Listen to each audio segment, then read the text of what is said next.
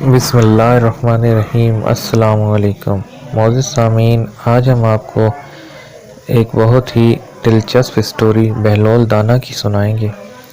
تو آئیے چلتے ہیں اپنی اسٹوری کی طرف۔ ایک دن ایک بغدادی تاجر بہلول دانا سے ملا اور کہنے لگا، شیخ بہلول صاحب، مجھے مشورہ دیں کہ مجھے کیا خریدنا چاہیے جس سے مجھے سب سے زیادہ فائدہ ہوگا۔ بہلول دانا نے جواب دیا، لوہا اور کپاس۔ وہ آدمی چلا گیا اور بہت سا لوہا اور کپاس خرید کر ذخیرہ کر لیا۔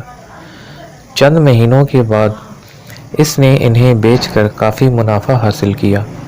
وہ پھر بہلول دانا سے ملا اور کہنے لگا، اے دیوانہ بہلول، مجھے کیا خریدنا چاہیے جس سے مجھے فائدہ ہو۔ اس بار بہلول نے اسے پیاز اور خربوزے خریدنے کو کہا۔ تاجر نے جا کر اپنی پوری بچت کی مالیت کے پیاز اور خربوزے خریدے۔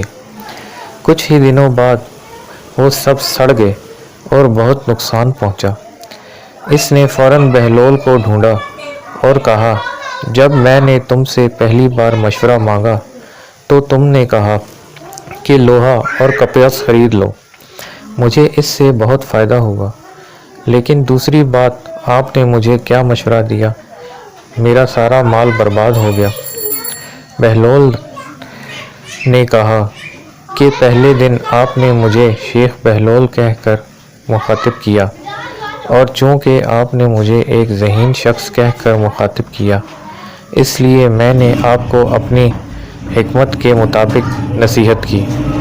دوسری بار تم نے مجھے پاگل بہلول کہا تو میں نے تمہیں پاگلوں کی طرح مشورہ دیا۔ تاجر اپنے رویے پر شرمندہ ہوا اور بہلول کو اچھی طرح سمجھ گیا۔ بہلول نے ہارون پر تنقید کی۔ ایک دن بہلول ہارون کے پاس تھا۔ اس نے کہا، اے بہلول، مجھ پر تنقید کرو۔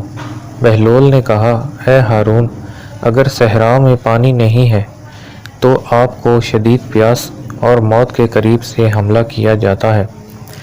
تازگی پانی کے ایک گھونٹ کے لیے آپ کیا دیں گے؟ سونے کے دینار۔ اگر پانی کا مالک دینار میں پانی دینے پر راضی نہ ہو تو کیا ہوگا؟ پھر کیا دو گے؟ میں اپنی آدھی سلطنت دوں گا۔ پانی پینے کے بعد آپ کو وہ بیماری ہو جاتی ہے جس میں آپ پیشاب نہیں کر پاتے۔ اب تم اس کو کیا دو گے جو تمہاری اس بیماری کا علاج کرے گا؟ ہارون نے جواب دیا، میری باقی آدھی سلطنت۔ بہلول نے کہا، پھر اس بادشاہی کو اہمیت نہ دینا، کیونکہ یہ ایک پینے کے پانی سے زیادہ قیمتی نہیں ہے۔ کیا یہ مناسب نہیں کہ تم اللہ کی مخلوق کے ساتھ بھلائی کرو؟